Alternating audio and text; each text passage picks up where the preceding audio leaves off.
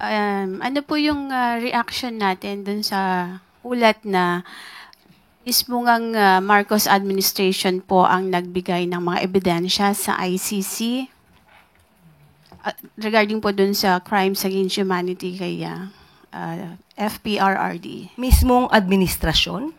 Administrasyon ng...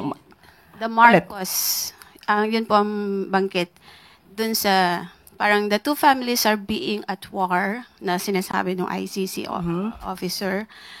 But originally first they are at peace. So nabanggit nila doon na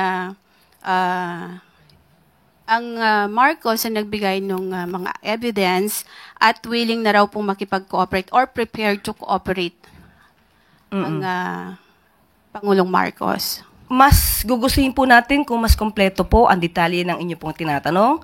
Sino, kung meron man, sa pamilya Marcos ang nagbigay ng mga dokumento? Dahil wala po tayong alam na nakipag-cooperate mismo ang pamilya Marcos para sa ICC. Mas maganda po kung madidetalye po yan para po mas maganda po ang ating maging tugon.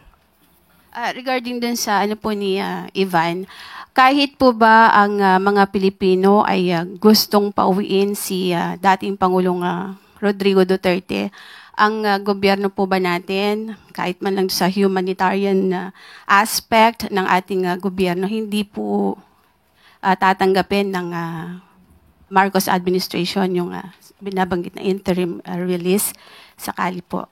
Ibabalik ko ang tanong. Tanungin natin doon sa mga nagsususog patungkol dyan. Tatanggapin na ba dapat ng Pilipinas ang jurisdiction ng ICC? Ipapa-withdraw na ba nila ang kanilang mga petition na sinampas sa Supreme Court na patungkol sa dapat hindi tayo makapag-cooperate sa ICC? Tatanggapin din po ba nila na lahat ng utos ng ICC ay ating i-recognize, pati yung pag-freeze ng kanilang mga assets? So lahat po yan, dapat ibalik po natin ang tanong. So hindi po ba pwedeng gawin ng gobyerno na tanggapin lang dahil do sa kasama sa binabanggit po ng ICC na kapag binigyan ng interim release ang government ng Pilipinas ang tatanggap or ang Pilipinas doon sa point lang na gano'n. So kailangan balikan po from the start na tayo ay umatras or umalis as ICC member. Hindi po tayo basta-basta maaaring mag-initiate na anumang aksyon. Dapat manggagaling yan sa pamilya Duterte. Dahil sila po ang may mga kaso na isinampas sa Supreme Court. Magiging conflict po yun sa kanilang mga opinion, sa kanilang mga paniniwala na ang ICC ay walang jurisdiction sa Pilipinas. So hindi po tayo makakakilos patungkol dyan. So personally po, hindi naman ayaw naman ng Pangulo na hindi makabalik ng Pilipinas ang dating Pangulo. Wala po ako masasabi patungkol dyan. Yusek, this question is on the subject of interim release for former President Duterte. Isa raw po sa mga kondisyon for granting such a motion, according to the ICC spokesperson, is that for the country, in this case the Philippines, will accept this release and agree to certain guidelines and conditions to be set by the court. Is the Philippines going to accept the former president's interim release and commit to comply with the guidelines to be set by the ICC? With that, does it mean that we have to recognize that ICC has jurisdiction over the Philippines? I believe the family of the former President Duterte is asking and praying from the Supreme Court that the government should not cooperate with the ICC.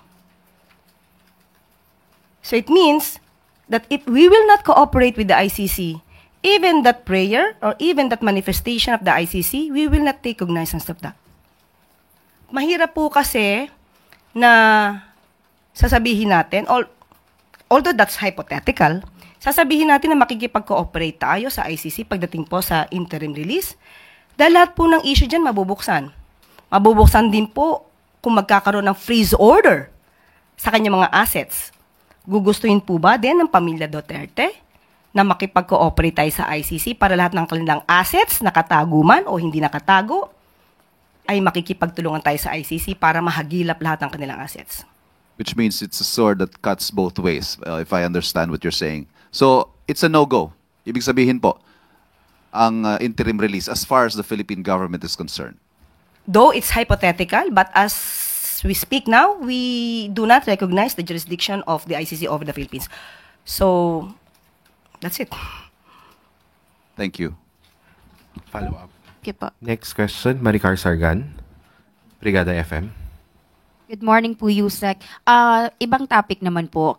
Sa isang interview ni Baguio City Mayor Benjamin Magalong, may binabanggit po siya patungkol sa issue sa GAA 2025. May binanggit po siya na iilang tao lang daw yung nag-usap para baguhin yung NEP, and stating na obviously ginawang election fund daw po ang GAA 2025. Any reaction po? Magiging witness po ba siya sa mga kasong isinampa? Ginagalang po natin ang pananaw ni Mayor Magalong, pero mas maganda po sana kung magsasalita po siya ay nandyan na, nakahain na po ang mga ebidensya na ito ay nagamit sa election fund. Unang-una po, tinawagan po natin ang DSWD na nakipag-ugnayan po tayo para malaman natin kung may katotohanan ang mga sinasabi ni Mayor Magalong. Tanong po natin na mga politiko lamang ba ang pwedeng mag-refer sa DSWD kung may nais tulungan? Ang sabi po nila, anybody, kahit sino, ay pwedeng humingi ng tulong sa DSWD. So, hindi po ibig sabihin nito na politiko lamang ang gumagamit ng pondo. Kahit po sino, kahit po yung mga hindi incumbent pero tumatakbo, pero kung meron po silang valid na kahilingan at mabe-vet ito ng DSWD, pwede silang gumawa ng letter referral. Ito po ay tutulungan ayon sa DSWD. So wag po natin sanang isipin na politiko lamang po ang pwedeng humingi sa DSWD. Ayon din po sa DSWD, ang pera po na ibinibigay pang ayuda ay nanggagaling mismo sa DSWD. At kung meron man pong ibinibigay na tulong ang bawat politiko, galing po yun sa kanilang sariling pondo. Nais po natin kay Mayor Magalong, ibigay po ang mga ebidensya.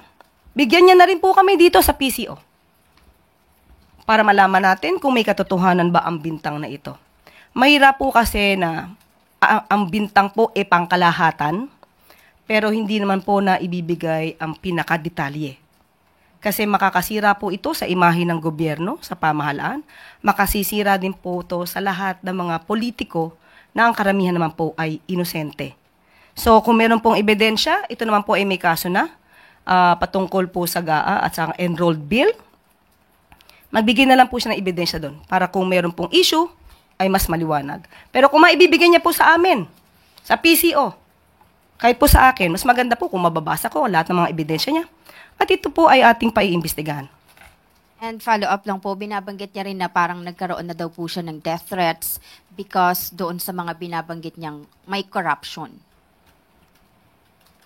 Okay, kung meron pong death threat sa kanya, hindi po natin alam kung saan to galing. Kung mapapatunayan din po niya na ito ay galing sa kanyang di umanong pag-expose dito sa election fund patungkol sa GAA, mas maganda po, dati naman din po siya na naging parte ng PNP. Magaling naman po siya mag-imbestiga. Bigay lamang po niya ang lahat ng ebidensya at tayo'y tutulong kung totoong may death threats. Raquel Bayan, Radyo Pilipinas. Good morning po, Yusek. The National Bureau of Investigation is planning to coordinate with the Interpol when it comes to bringing home the fake news peddlers residing overseas. Po, do you see this as a positive development when it comes to our fight against fake news and disinformation? Opo, dapat noon pa po.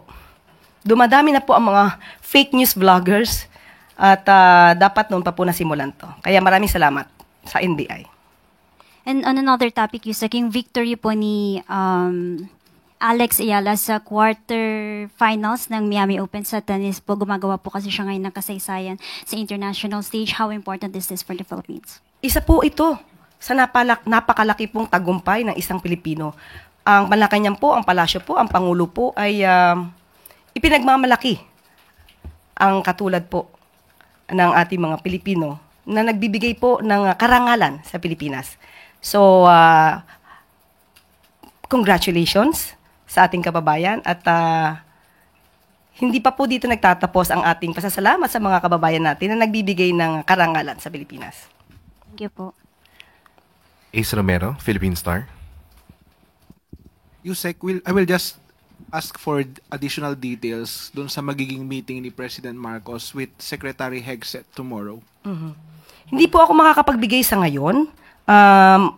Ang DFA at ang DND lamang po ang magbibigay ng official statement patungkol po dyan. Pagka po nabigyan na po tayo ng anumang direktiba or announcement patungkol po dyan at mga plano, ibibigay po namin sa inyo agad.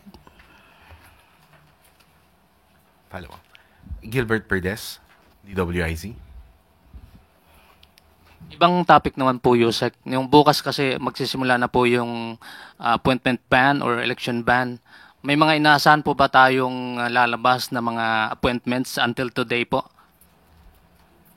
Wala po pa ako nabalitaan sa ngayon. Kung di ako nagkakamali, parang naglabas na 2 days ago. Pero wala po pa tayong nakukuhang information about that. Pero pagka po na ibigay po sa amin agad, kung mayroon na ilabas na panibago mga appointments bago magkaroon ng ban, ibibigay po agad namin sa inyo. Thank you po. I think that's all. Yusek, Claire. At dyan po, nagtatapos ang ating briefing. Maraming salamat Malacanang Press Corps at magandang tanghali para sa Bagong Pilipinas.